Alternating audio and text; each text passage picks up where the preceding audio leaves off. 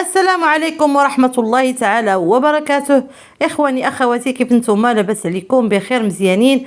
كنتمنىكم إن شاء الله تكونوا على خير وبخير وتكون الأمورات كاملة مزيانة إن شاء الله. إخواني أخواتي، اليوم إن شاء الله جبت لكم واحد الدار بلدية ومعها الغرسة غزالة ما شاء الله ورائعة. كما كتشوفوا هذه اللي قدامنا عندها جوج الفرشادات، جوج الواجهات الطريق والطوموبيل واصلة حتى هنايا. كما كتشوفوا الطريق مزيانة وخا بيستا مزيانة معدلة غزالة، وبقى غادي تعدل بالقدرون، يعني على حساب وزارة الأوقاف والشؤون الإسلامية عندها واحد الجامع نتاحت باقي يدخلوا لها الطريق تنداخل. وكما كتشوفوا عندها جوج الواجهات جوج الفرشادات. الفرشاده الاولى هي اللي وريتكم، والفرشاده الثانيه هي هذه كتبدا من القنص ديال هذا الطريق وكتمشي مع هذا الطريق هذه حتى نوريكم حتى الطرف شحال عندها الفرشاده كبيره تبارك الله. المساحه ديالها اخواني اخواتي 2000 متر وزياده. المهم كما كتشوفوا تبارك الله ما شاء الله، يعني مساحه غزاله. المهم انا غنتاكد من الكروكي شحال فيها بالضبط، وغادي نكتب لكم في العنوان شحال فيها المترو بالضبط. المهم ما تاكدتش من الكروكي، عندي الكروكي ما تاكدتش منهم، فيها 2000 وشي حاجه. المهم هانتوما معايا ان شاء الله حتى تكتشفوها كامله وتشوفوا تبارك الله هاد الدويره بلديه ومعها الغريسه، وتعرفوا الثمن، تعرفوا جميع المعطيات. كما كتشوفوا هذه اللي ماشيه معها كامله فرشاده ديال هاد الدار هذه بلديه، فرشاده كبيره ما شاء الله، لا من هاد الجهه هذه ولا من الجهه التحتانيه، يعني من جهه اخرى. في الاخر الفيديو غنوريكم عاوتاني شحال فيها هاد الفرشاده. كما كتشوفوا هانتوما الدار ديال الجبل، دار بلديه وفيها البير، فيها شجر الكرموس. صراحه الله مزيونه وغزاله ما شاء الله. وحتى الثمن ديالها بالنسبه لهذه المنطقه هذه اللي هي منطقه الزميج ثمن جد مناسب. المهم هانتوما معايا ان شاء الله حتى تكتشفوها وتشوفوها كامله معايا. صراحه جات موقع رائع وغزاله وجات مفجه وكيبان البحر مطل على البحر، كيبان من هنايا. المنطقه الجميل كما كتعرفوا راها كيبان البحر ديال قصر الصغير. كما كتشوفوا معايا هذه الدخله ان شاء الله غندخلوا باش نتراوها كامله وتشوفوها معايا كامله، تشوفوا يعني الارض كامله كيفاش عامله، وندخلوا حتى لهاد الدويره بلديه حتى هي غادي تشوفوها عين الدويره ديالها. يعني ما تدخلش للسكن ولكن ندخل عين الدويره. اللي بغاها مثلا يقضي حاجه راه تسكن، ولكن اللي بغى عاوتاني يعاود فيها البني، يعاود للمسائل ديالها من الاحسن، لان هذا القديمه كما كتعرفوا الديور بلديين قدامين. المهم كما كتشوفوا مساحه الارض ديالها كبيره تبارك الله، كتبدا من هاد الفرشاده اللي وريتكم، وفرشاده اخرى راه هي هواده، راهي كتبان الطريق هواده عليها. كما كتشوفوا من هنايا تبارك الله كاين الزرع كما كتشوفوا تبارك الله، وفيها عده اشجار تبارك الله، الشجر غزلان وطاعمين ما شاء الله. كيف ما كتشوفوا صراحه واعره غزاله، دار بلديه رائعه ومعها الغرسه. كما كتشوفوا هذه شجره البرقوقه، شجره البرقوقه والداليه تبارك الله مثقله بالبرقوق. كما كتشوفوها هو البرقوق فيها مثقله ما شاء الله، عامره بالبرقوق. هانتوما شوفوا تبارك الله ما شاء الله، الخير د ربي. ايوا دابا نهبطوا باش نوريكم الغريسه كامله ونصور لكم البير ونصور لكم داكشي صراحه اللي هو واعر. المهم راه شجره كرموسه كبيره وحده تبارك الله، وحده هنايا وحده كاينه في الجمعه وساعه نصوروها، وكتهود حتى القعره فيناتي تما كاينين الحدود ديال هاد الغريسه هذه. صراحه جات منطقه غزاله ما شاء الله. دابا نزوم لكم على البحر تشوفوه حتى هو تبارك الله. هاد الغريسه جات تبارك الله واطيه وجات مزيونه ماشي محودره، جات مزيونه صراحه. كما كتشوفوا الظل اللي جات عاليه شويه، ثم الغريسه جات واطيه وجات على الطريق. طوموبيل كتدخل حتى لهنايا، طوموبيل معدله. وكما قلت لكم طوموبيل معدله، يعني سمعوا الطريق معدله الطريق معدله. كما شفتوا تبارك الله الشجره الكرموس غزاله ما شاء الله، كبيره ما شاء الله وغزاله. الارض وراثيه، الارض غزاله زعما تبارك الله ما شاء الله رائعه. هاد الارض هذه سبق لها تباعت واحد السيد، يعني صحاب الارض الحقيقيين شراها واحد السيد، ودابا السيد وقف على الفلوس وبغى يبيعها وعمل الثمن صراحه مزيان، ثمن مناسب. المهم كما كتشوفوا هذه كما كتشوفوا الارض البير كما كتشوفوا تبارك الله، البير د الحجار ولكن فيه العنصر، فيه الماء، مصالح للشرب مزيان. بالنسبه للضوء راه واصل الضوء ديال الدوله، والماء. يعني في هذا الشهر هذا كامل ديال الجميج دا انستالاسيون ديال الماء، ولكن باقي ما مطلقش في الديور، باقي ما مطلقش، يعني باقي ما شركوش. كيتسنى يعملوا واحد الخزان فوقي باش يقدروا يدخلوا كلشي الناس. هادشي اللي قالوا. المهم ان شاء الله هذا العام هذا غادي يكون الماء يعني هذا العام اواخر ديالو غيكون الماء. هادشي اللي سمعنا. المهم كما كتشوفوا الغرسه كتهود حتى لتحت، ما بغيتش ندخل في هاد الزرع ونهود حتى لتحت، اكتفيت غير من هاد البلاصه هادي وهودت حتى ديك الزبره. هو في كيبان حتى هنايا تنزرب، وبحال كما كتشوفوا راه في كيبان. ديو سرحوا عينكم من داك الزرب لهي تلقاو قدامكم البحر، يعني كيبان تبارك الله واحد المنظر رائع ديال البحر. وكما كتشوفوا البير راه هو والشجيره وداكشي هو هذاك، داكشي تبارك الله معتبر. وتبارك الله كما قلت لكم الطريق واصله، كلشي واصل. يعني صراحه جات واعره ما شاء الله.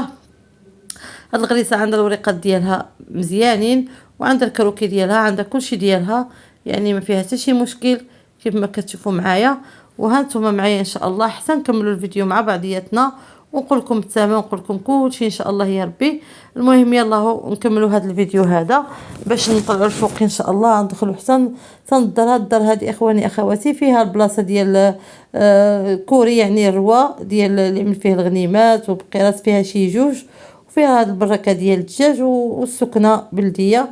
كما قلت لكم السكنه بلديه قديمه، اللي بغى يقضي ويعدي ويديباني يقدر يصلحها شويه ويسكن فيها، واللي بغى يعاود في البنيه يقدر يعمل واحد اذن الاصلاح ويعاودها بالاصلاح، يعني ولا يبني شي سكنه اخرى. المهم كما كتشوفوا ها نتوما بالنسبه للرخصه راه كيعطيو الرخصه هنا البني، كيعطيوها يعني على 300 متر راه كيعطيو الرخصه هنايا كما شفتوا معايا تبارك الله. هذه سكنه بلديه كما كتشوفوا. هذه بركه ديال الدجاج. دابا غادي ندوزو من جهه اخرى الفوقانيه باش غنصوركم عاوتاني من جهه الفوق وحنا هوادين. دابا حنا رجعنا في الجهه الفوقانيه اللي حدا الطريق باش غندوز لكم جهه اخرى، الجهه ديال الدخله ديال الباب اخرى. كاين عندها جوج دخلات، وغادي نصوركم عاوتاني جهه اخرى كيف كتشوفوا معايا. هانتوما تبارك الله فرشه عندها كبيره ما شاء الله، يعني واحد الفرشه اللي الواحد يبغى يستغلها ويعوضها، يجي شي تراكسي يقدها ترجع هنايا شي سكنه اللي هي رائعه. هادشي بالنسبه اللي بغى يبني شي سكنه اخرى ولا شي فيلا، واللي بغى يقضي ويعدي بهذه راه يقضي ويعدي بها ما كاين حتى مشكل. يعني الديور القدامين راهما رجعوا موضه دابا رجعوا الناس كيبغيو حاجه قديمه بحال هيدا احسن من الجديد. المهم كما كتشوفوا هذا الكوري اولا الروا ديال البقار ولا الغنم ولا اللي بغيتو. ومن بعد نرجعوا نصور لكم من داخل. وهذه الدخله ديال الدويره كاينه واحد السكينه هنايا في هذا الاتجاه هذا، وكاينه واحد السكينه اخرى راه فين سكينه عاوتاني القدام ليهن، وكاينو الطواليت. المهم انا ما دخلتش نصورهم، يعني اكتفيت هنايا في الدويره. الدويره فيها واحد المساحه تبارك الله، فيها واحد البرقوقه كما كتشوفوا هانتوما. يعني اللي بغى يبدل هادشي هذا تقدروا تبدلوا هادشي كامل. فيها واحد المندالينه والمساحه تبارك الله ما شاء الله. كما كتشوفوا الحيوط راهما مخربين خصهم يتعاودوا. وهنا كاين واحد الروا اخر انا غنوريه لكم فيه شي الحواله تبارك الله. ساعه نرجعوا نصور لكم، باقي ما رجعت لي نصور لكم ان شاء الله حتى هو كما شفتوها نتوما معايا. هذه هي واحد الجلاده مربوطه هنايا مسكينه فافيتها وفافتني كما كتشوفوها نتوما. هذه الغريسه هودت تحت مع الدار هذه. انا حاولت نصور لكم مزيان باش كانكم كتسراوها معايا، كانكم معايا موجودين في هذا المكان هذا وكتشوفوا بعينكم. المهم اخواني اخواتي كما قلت لكم المعطيات الكامله هي الدار والدار بلديه ومعها الغرسه، فيها الشجيرات، فيها البير، وجات عندها جوج فرسادات ديال الطريق، والطريق واصله لا. بالنسبه للضوء كاين الضوء ديال الدوله، كاين الماء، كاين في الدشار باقي مطلوق حتى عند واحد في هاد الدشار ديال الزميج، منطقه الزميج. الطريق باقا عاد تعدل القدرون، يعني وزاره الاوقاف هي اللي غتعدلها لان كاينه واحد الجامع تحت منا كاينه تحت. وانتم كتشوفوا السكان تبارك الله، كاين الناس ساكنين هنا السكان، ومنطقه هادئه ورائعه والهدوء ما كاينش اللي برزتك، والناس مزيانين الله عمرها سلعه. الناس شرفه، البلاد ديال شرفه، البلاد من عجيبه كما كتعرفوا تبارك الله. وهذه هي المعطيات اخواني اخواتي. بالنسبه للثمن نقول لكم الثمن دابا الثمن كيطلبوا فيها 400 درهم للمترو، 40 الف فرنك للمترو. كاينه شويه المفاهمه، كاينه شويه. المهم كما كتشوفوا 400 درهم المترو فيها 2000 وشي حاجه. انا نتاكد شحال فيها بالضبط وغادي نقول لكم، يعني غنكتب لكم في العنوان شحال فيها باش تعرفوا المساحه ديالها بالضبط في الكروكي شحال. المهم اخواني اخواتي كما كتشوفوا هانتوما معايا هذه اتجاه لي قدام الدار اولا في جنب الدار، واحد البليصه اخرى عاوتاني. المهم اللي بغى يشريها يقدر يقسمها ويعاود فيها، مثلا واحد الطرف يخليه لراسو، واحد الطرف يبيعو، يعني يستثمر الواحد هنايا في هذه الارض هذه صراحه. واللي بغى يخليها السكنه صراحه راه مزيونه السكنه، يعني منطقه هادئه، واللي كيبغي الهدوء والسكينه والكالم وماشي داك الناس بزاف وداك، يعني كل واحد عنده الارض ديالو، عنده واحد المساحه الارض كبيره، ما الدار ديالو مساحه الارض كبيره، ماشي داك الديور هادي حدا هادي وداك الشيء ما كاينش هنايا. كما كتشوفوا كل دار معها الارض ديالها كبيره، يعني صراحه الله مزيونه كتجي هكذاك حسن داك الديور حدا بعضياتهم. وهذا كيمتاز الجبل، كيمتاز بهذا الشيء هذا. اللي كيبغي الجبل راه كيبغيه بهذا الشيء هذا، يعني الواحد يكون عنده واحد الارض كبيره ومعها الدويره ديالو، يعني بعيد على الناس، بعيد على كل شيء، يعني واخا يكونوا الناس حداك مونسين الجيران، ولكن بعادين راه دار لهيه ودار لهيه. هذا هو الامتياز ديال الباديه. والمهم اخواني اخواتي كما كتشوفوا حنا دابا هذه فرشده منا الطريق، يعني هاد الارض هذه منا الطريق، والدار هي هذيك جات في الوسط، والارض هودت حتى تحت، وعندها فرشده اخرى من الجهه اللي هنا اللي وريتكم.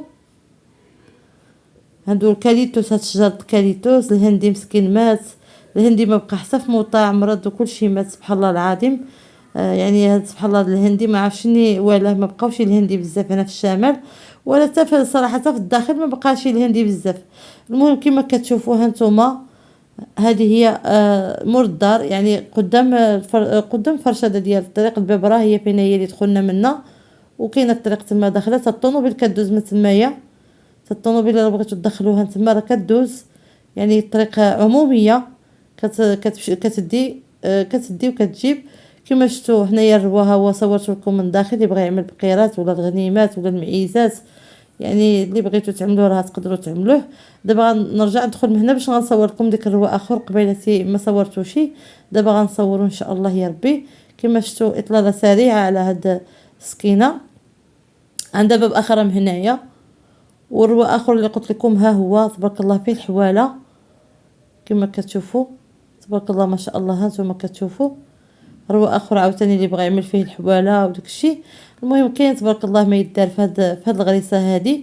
المهم بالنسبه للثمن انا قلت لكم 400 درهم، فيها شويه المفاهمه للمترو، كتباع بالمترو. هنايا الارض واصله اخواني اخواتي، واصله 700 درهم 800 درهم 600 درهم على حسب الموقع، يعني واش على الطريق ولا ماشي على الطريق، يعني واصله الارض هنايا.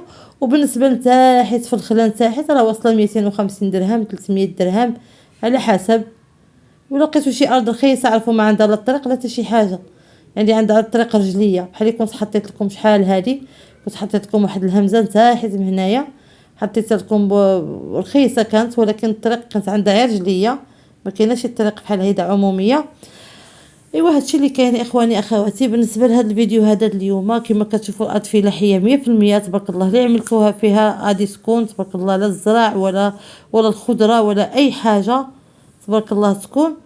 يعني دابا هذا مولاها راه ما كاينش يعني هنايا عليها شي، ما فيهاش ديك الغرسه بزاف وداك الشيء، لا فيها الزرع وما كون ساكن فيها الوحيد ويخدم يعمل فيها داكشي الفلاحه، راه تبارك الله راه غزاله. وكما قلت لكم هاد المنطقه الزميج راه معروفه تبارك الله بالماء، الماء موجود فيها.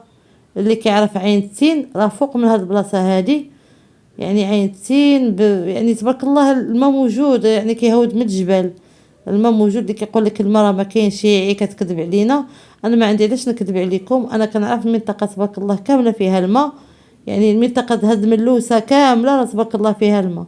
واللي حفر الماء ما جبروش شغلو هذاك.